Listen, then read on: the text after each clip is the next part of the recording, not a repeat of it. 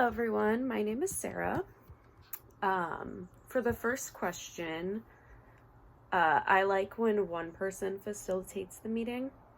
Otherwise, I feel like nothing gets accomplished. When we can't assign one person each meeting and change the leader every time we meet.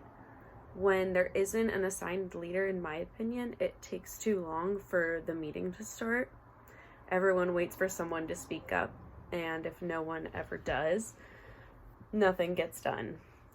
Since we have 5 members in our group, we can randomly select a person to be the first facilitator, and then we can switch off every meeting.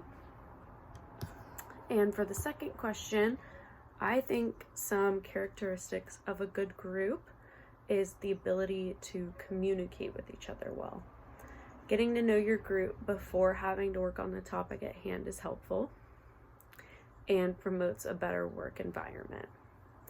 Another characteristic of a good group is everyone being on time to the meeting and respecting each other's time. A bad group is where no one is willing to be the first person to start the conversation.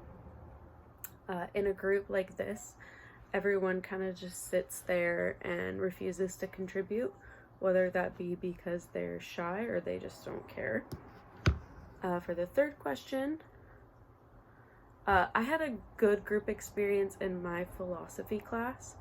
I had a group that I worked really well with. We all made the effort to meet on time and communicate over text when to meet. We all worked really well together because we all had the same goal in mind, to get a good grade and to finish the assignment on time.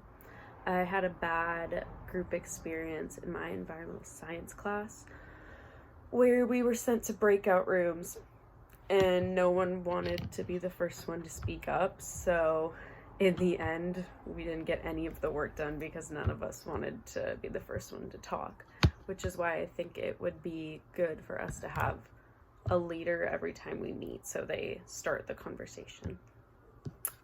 And for the last question, I think communication can be used to prevent or resolve conflict in many ways.